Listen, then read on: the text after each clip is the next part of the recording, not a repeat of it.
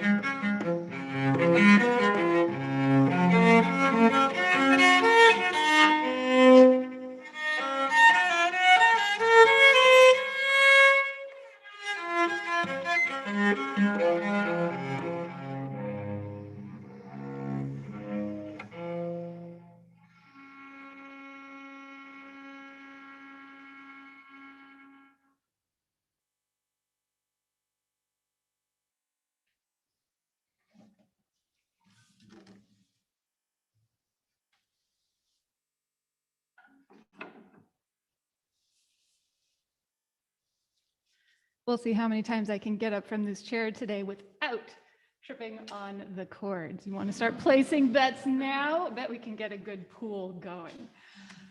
Well, if you couldn't tell from my sparkly new kicks, this is not going to be a typical classical music concert. Now, I'll say a little bit more about my unusual choice in footwear later on the program, but I want to start today by saying welcome. I am so excited to be here with all of you today. This is my first live in-person show since the beginning of the COVID-19 pandemic a year and a half ago, and I am so thrilled that it can be here at the Richmond Public Library as part of the Gellman Room concert series. I am so incredibly honored to be part of this wonderful service that the library provides free of charge to the people of Richmond and to the Commonwealth of Virginia. So, a couple of housekeeping things before we really get into it today. I do not mind if you take photos at all. Just please don't use a flash and try not to disturb the people around you. You all look like nice guys. I don't think you're going to lean into your neighbor's lap to get that perfect Instagrammable shot. But just remember, we're out in public again, so no lap leaning. So the Bach cello suites are among the most beloved and the most famous works in all of classical music. They are, in fact, so well known that complete strangers, when they see me with a cello on my back, waiting for the bus, or standing in the TSA pre-check line at the airport, they will come up to me and they will start to sing. And they all sing a very specific piece of music. They all sing the exact same piece of music. And afterwards, when they finish, they go, "Do you play that really pretty piece?" And I say, "Yes, I do play that really pretty piece. That is actually the prelude from the Suite Number 1 in G major by Johann Sebastian Bach, which I will play later on the program today." Now, when I was younger, this used to freak me out like you would not believe. There's nothing quite like being a young musician alone in New York City for the first time, and strangers are coming up to you on the subway platform and singing Bach. But as I've gotten older and hopefully a little bit wiser, I've come to realize that they're trying to communicate something important to me, which is that this music, which again, they don't know is Bach, so they don't have any of that association of Bach, the marble bust sitting up there on the shelf and look away, Bach. This music has touched them on some kind of elemental level, and they want to share that with me.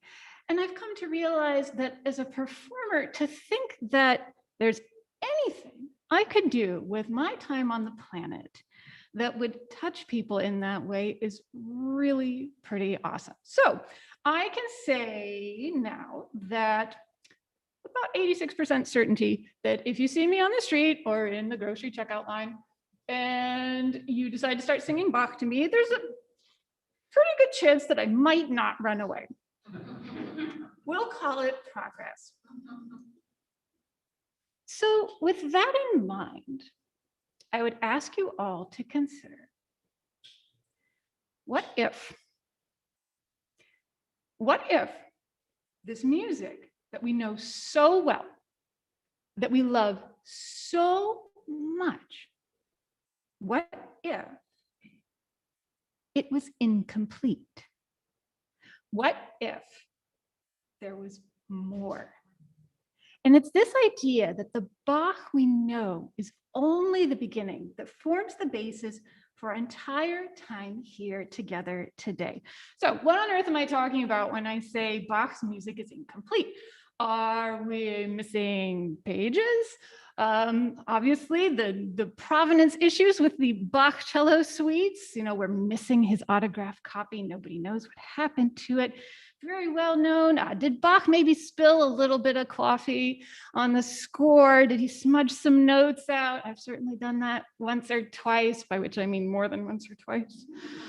No, it's nothing like that. Rather, what I'm referring to is the fact that Bach as a composer is living and working within a performative tradition, which is a very fancy, I have a bunch of degrees sitting in some box at my mom's house, way of saying, a way of playing things, in which improvisation, just making music up on the spot, is a huge part of the way that people play and the way that they perform. So Bach, who is of course much more famous as an improviser in his day than he is as a composer, he actually gets, shall we say, censured at his first job for getting a little too free and easy with his postludes, that he improvises at the end of services. Bach is leaving behind spaces in the music for the performer to complete the process of composition in the moment of performance. And it is these improvisations which we call ornamentation. Now, I love this approach to Bach's music because what it means is that every time I sit down to play, it's completely different. The way that I'm playing today is not the way that I played a year and a half ago. It's not the way that I played 2 days ago. It's not the way that I'll play 2 weeks from now when I play my next, hopefully, show. And it means that what we're gathered here together today to share is something utterly unique and never to be repeated. And I think that especially in the light of all the time we've had to spend apart due to the pandemic, that really takes on new and special meaning for all of us as music lovers. And I wanted to talk about this before I go on to this next movement from Suite number 6, the Allemande, which I think is one of the most beautiful things ever written. So I'll sit down and I'll start to play and I'll go, oh my gosh, this is one of the most beautiful things ever written. And then there will come a point where you go, wait a second, didn't she just play this? Didn't she do this already? And you are right, you are all very smart. I have taken a repeat that is written into the music. And even though you have heard this material before, this is when you really want to pay attention because it is any time that you have repeated material in Baroque music when these improvisations, this ornamentation happens. So without further ado, the Allemande, thank you all again for being here today. I'm so excited to be able to share this with all of you.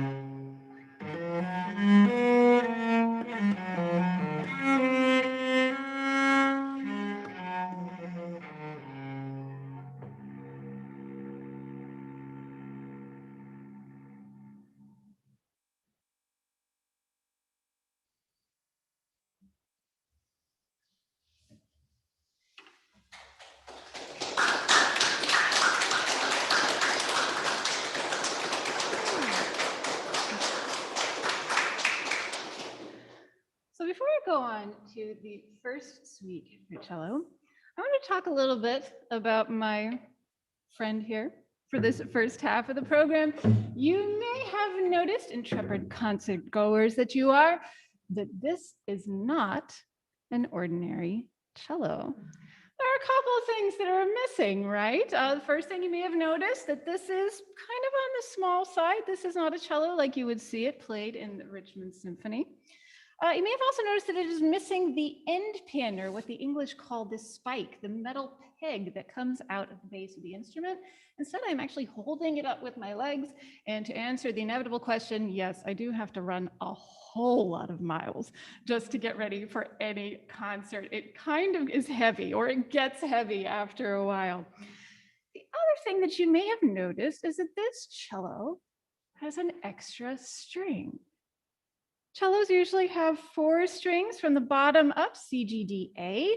This is a violoncello piccolo with 5 strings. And it goes C, G, D, A, E. All those times violinists said to me, don't you wish you had an E string? Well, guess what, guys? I do. So why on earth am I playing Bach on a 5-string violoncello piccolo? I have the best answer ever to that question. It is the ultimate get out of jail free card. Bach told me to. Now, I do not get visits from the great beyond from the master Johann Sebastian Bach in night, although it would be kind of nice. I have a couple of questions I would really like to ask him. But the reason that I play on the 5-string violoncello piccolo is because in the score for this 6th suite, there's a small notation up in the left-hand corner, very first page of music, un violoncelle à 5 cordes.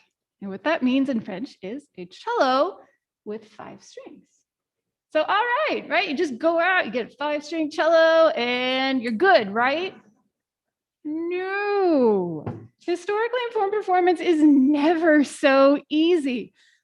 The cello, specifically the 5-string cello, exists in multiple forms all at the same time during the Baroque period. So it becomes a question of which 5-string cello do we use?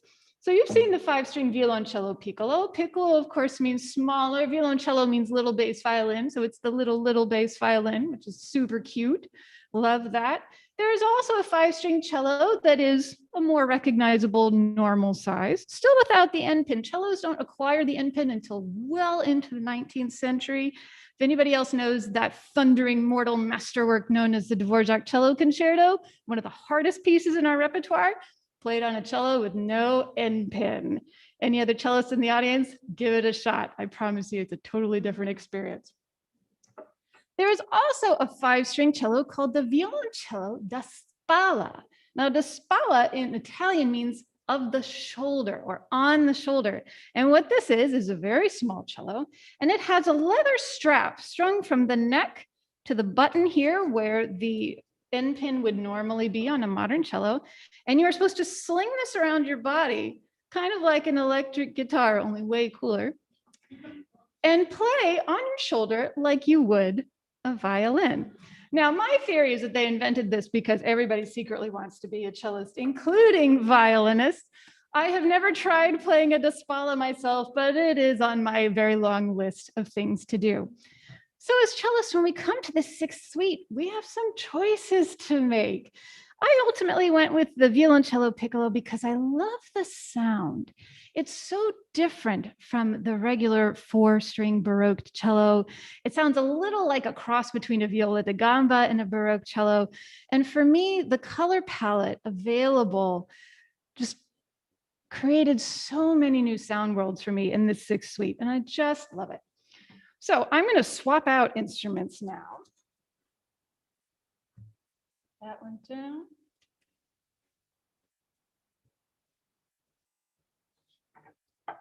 And you'll notice, of course, that my friend for the second half of our program is quite different. Still no end pin, of course, but a larger instrument certainly. Looks a little bit more like the cello that we know and love. This is, as I like to say, an actual Baroque cello, meaning that this is an instrument that was made during the Baroque period. The label says 1677. That date is disputed, but what is not disputed is the maker.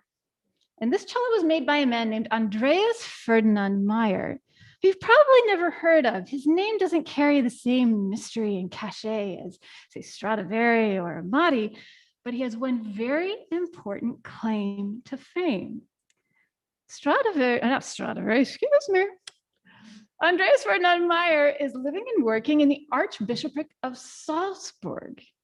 And among other instruments he made besides my cello was a tiny violin for a young prodigy you may have heard of once or twice named Wolfgang Amadeus Mozart. So the man who made Mozart's violin also made my cello. People often want to come up and touch it. They want to say, I want to commune with Mozart through the ages. And I think it's probably a little more likely, knowing what we do about the child Mozart, that he probably ran through the workshop and kicked the cello over than, that he was nice to it.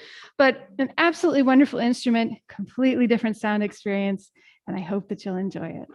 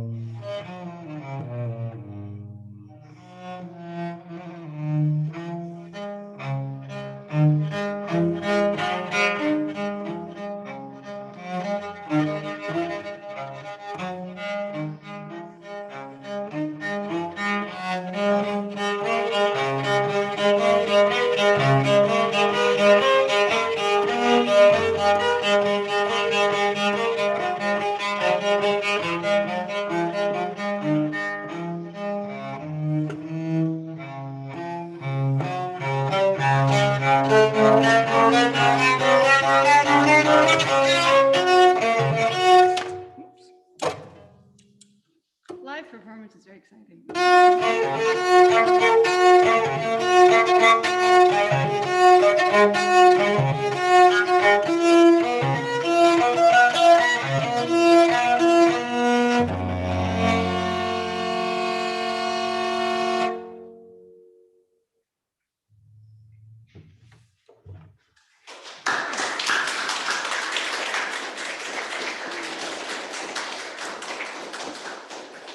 My very first cello teacher would be thrilled that that happened because she was always trying to get me to loosen up on the bow when I was playing. And she'd be like, if you drop it, that's a good thing.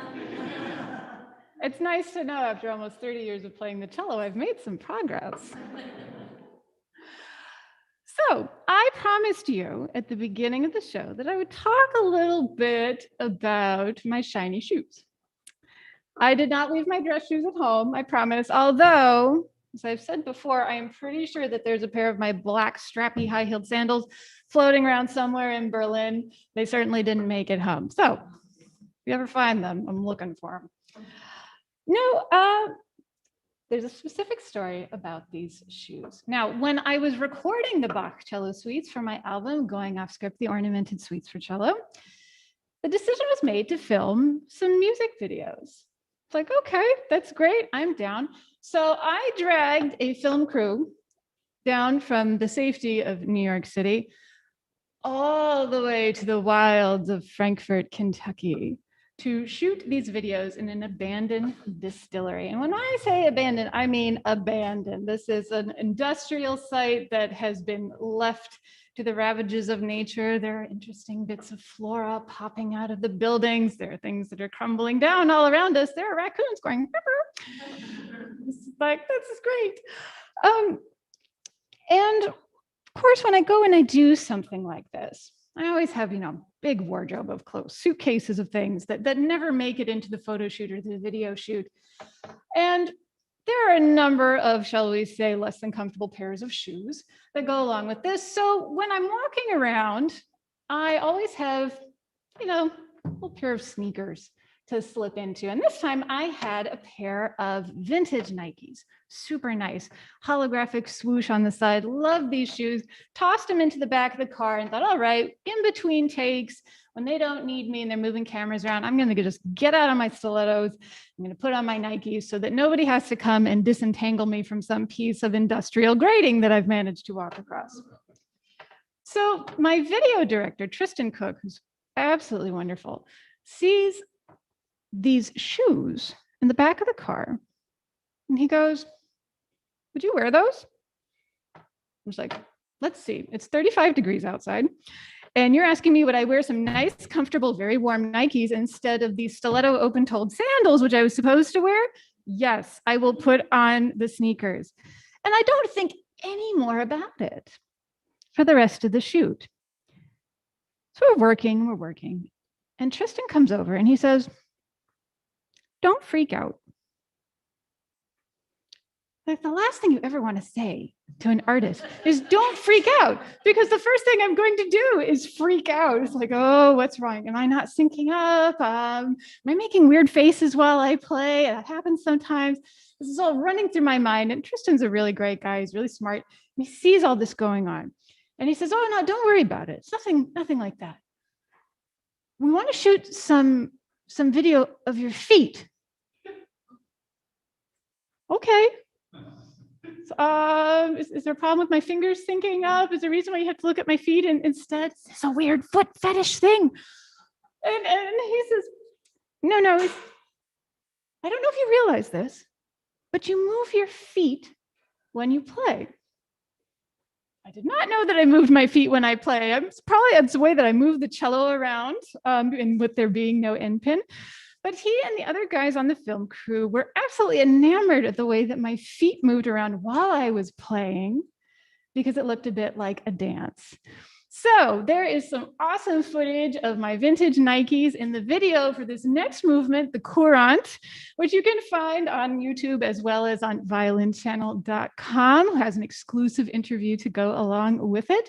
So keep your eyes on the shiny shoes and please enjoy this next movement, the Courant.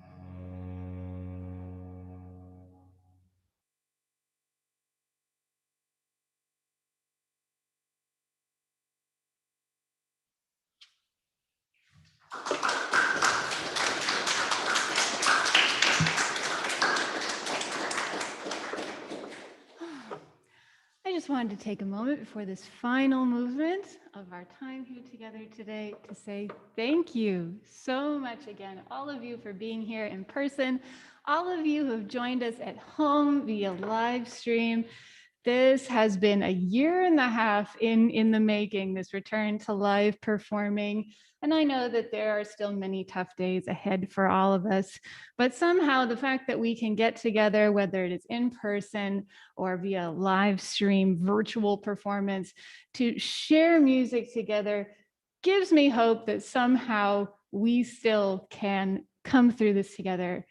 Suzuki believed that music could save the world, that teaching music could teach them to be good human beings.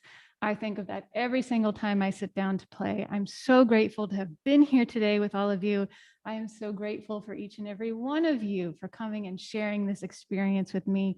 I hope that you've had a great time and that everybody stays safe and you enjoy this final movement, the Gigue.